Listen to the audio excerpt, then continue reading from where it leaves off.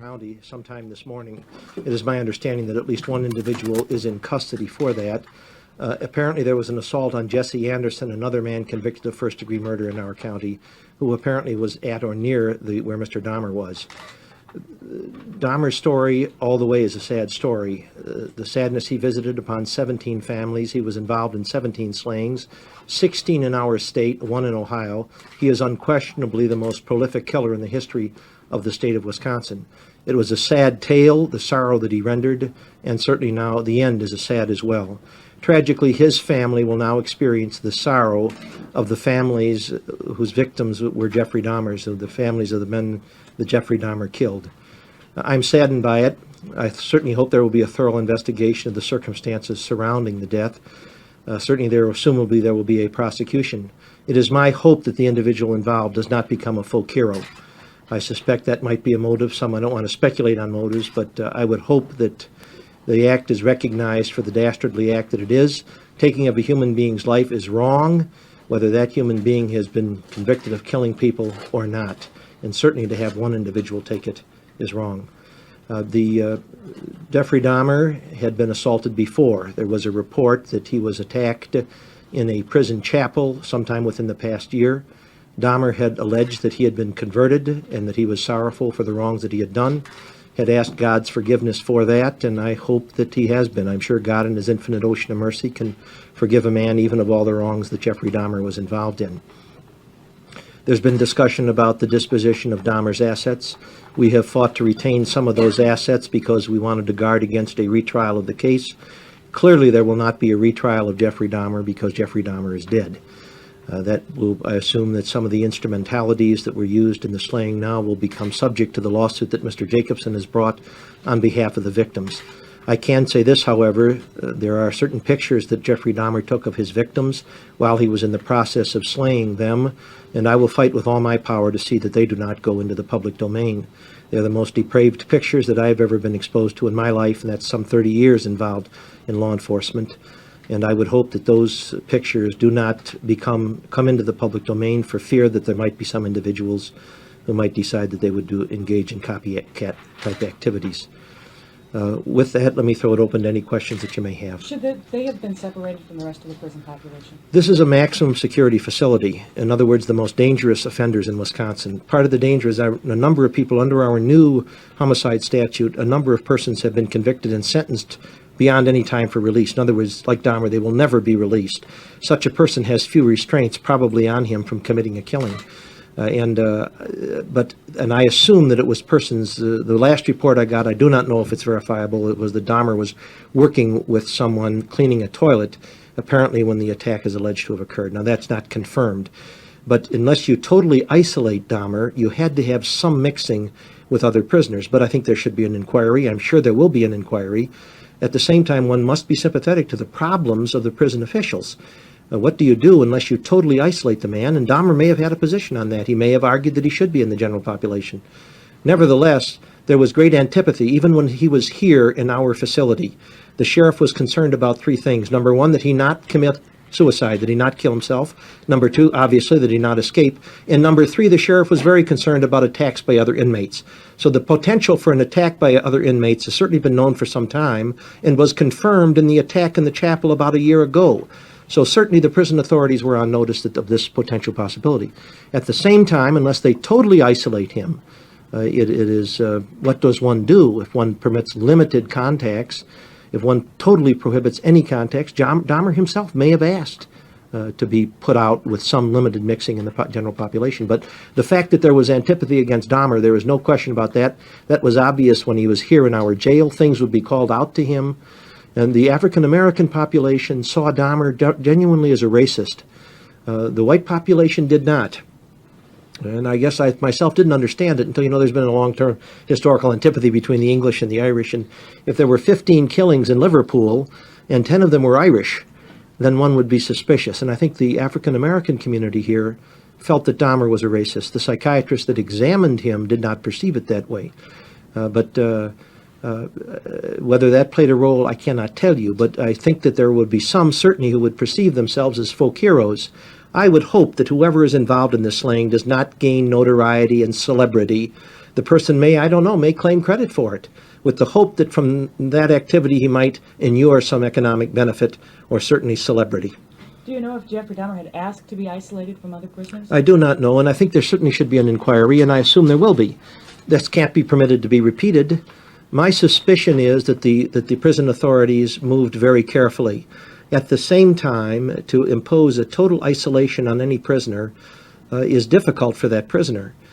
So he may have opposed being totally isolated. I don't know, and that certainly there'll be an inquiry on that. The problem is, of course, if there's a murder prosecution too, you don't want to overly publicize the inquiry, so there'd be some problem. But I would hope that at least after the murder prosecution, that there be a full exposition of what transpired and the circumstances surrounding why this occurred. You said that inmates would yell things at Dahmer and there was That's always right. bad feeling. Do you have any information that he did anything to egg them on or answer back, or did he just... No, I do not. But he was perceived, I think he was perceived as that race entered into a factor in his slayings. I don't know if that was accurate or not. Dahmer consistently denied it. The psychiatrist felt that it was not. But I suspect that there were probably a number of prisoners that may have felt it played a role. The people that are accused of today's killing? No one has been accused. Someone is in custody. I don't know how long it'll be before. I know that one time we had a murder out at the House of Correction. It is extremely difficult to prove a murder that occurs within a prison. It's a tough type of case because almost all the witnesses themselves have committed serious offenses or they wouldn't be behind bars. Today, Jerry Boyle said he felt Dahmer had a death wish of sorts, and he wasn't really surprised. Were you? Yeah. Well, Dahmer had, in speaking with Park Dietz, the psychiatrist, Park had asked him about suicide, and Dahmer said that he was going to wait until after the trial and then make a decision whether or not he would commit suicide. All the psychiatrists felt that he had the capacity to take his own life if he wished to do it. I hope Dahmer was converted. I don't laugh or chuckle when people say they're converted. I hope Dahmer was converted and that he was a different man. My hope had been in the long term. Dahmer was an intelligent man. I think he had a superior mind. My hope had been in the long term that he would choose to cooperate with psychiatry. This paraphilia is a very serious problem. His manifested itself with desire to have sex with dead bodies. Most paraphilias that we are familiar with are pedophilias, people that want sex with children. It had been my hope that he would really open up with a psychiatrist in the future. He had the intelligence to have some insight into his own problem, and I had been hopeful that someday he would sit down and lend some advances to modern psychiatry, to the understanding, the difficult understanding of paraphilia. Did he do that? Not as far as I know, except that he was very candid with the psychiatrist. I know that Dietz felt he had been like 98% candid with him. Most of the psychiatrists felt that way. And that's interesting because most of the time, persons are trying to sham it with a psychiatrist many times, and the psychiatrists are turned off by it. As you know, Dietz interviewed him for 18 hours on tapes. I would hope that someday those tapes will become available. To this point, I fought against that because I felt there would ever be a retrial. It would be improvident to do that. Now that he is dead, I think that those should be made available to students of psychiatry. They're incredible tapes. I don't know if there's anything quite like it in the history of forensics psychiatry in the United States. 18 hours on tapes. This man detailing in somewhat esoteric detail how he killed these individuals and what was going on in his mind and so on. Is there any effort now to study his brain or any kind of... That is going to be, because it's a slaying, of course, there'll be an autopsy. There'll have to be an autopsy to prepare for the prosecution of whoever was involved in this slaying. And that decision will rest with the the forensic pathologist that does that. My suspicion is that I would be surprised to see any gross abnormalities because as part of the preparation for the insanity defense, competent defense, as happened in this case, has a neuro examination for gross deformity of the brain anyways, and none was discovered, at least by the X-ray techniques and the techniques that are available for that type of testing. He was examined for that. In other words, was there some anomaly, some physical anomaly in his brain? None was discovered in preparation for the insanity defense. So I don't know if there'd be any gross abnormalities, but I would hope that the brain is preserved. The brain ordinarily would not be, it will be available for several days, certainly, and those issues will be raised, I suspect, by the psychiatric community if they feel it's worth that effort. Couldn't Given the wouldn't trial Dahmer numbers- have had the opportunity to be studied more fully by psychiatrists with less risk of physical attack if he had gone to Mendota in the first place? So the question was, would Dahmer Dahmer was not insane. I think in our society, we try to grasp to think that how could anyone be that depraved? How could a human being sink into such depravity to do what he did, first to kill 17 people, to eat parts of their bodies, to keep some of their skulls, to drill into some of the individual skulls, to have sex with them after they were dead. We want to believe, many people want to believe that that must have been insane. Well, it wasn't insane. As one of the psychiatrists said, an insane person wouldn't be capable of doing this, that it's a smear on the insane to suggest that they could pull such a thing off. Dahmer, part of the problem is Dahmer knew fully what he was doing was wrong. That's part of the reason of the drinking. I think the fact that he was an alcoholic, when he was involved in his slayings, he drank heavily, I think to still his conscience. The police asked him early on, did you know what you were doing wrong? He said, of course I knew it was wrong. So there's no doubt in my mind. That was depravity. To put that man in a mental facility, can't tell you whether it would have been safer or not. I think the prison authorities were alert to the potential, certainly after the attempt on him a year or so ago. The prison authorities were alert to the potential that there might be a homicidal attack on him. Do you think that because of the two men's notoriety that perhaps they were set up for this attack this morning? Well, by set up, if you mean someone outside the prison, no, I don't believe that. I think that whatever transpired there is going to have to await the unfolding. It would be improper for me to speculate on that because I'm a prosecutor. That's going to be a decision by the Dane County prosecutor as to what transpired and what charges are proper. There's little that anyone outside the prison could do.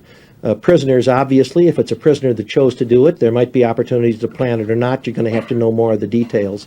We do know that there was an attack on him about a year ago when he was with a homemade weapon. The weapon broke during the attack. That was while he was in the chapel. What do you know about Anderson's condition at this point? I've heard mixed stories. One, I don't want to prematurely announce anything, but someone came up to me and said he was dead. I have not heard that. I have not confirmed that.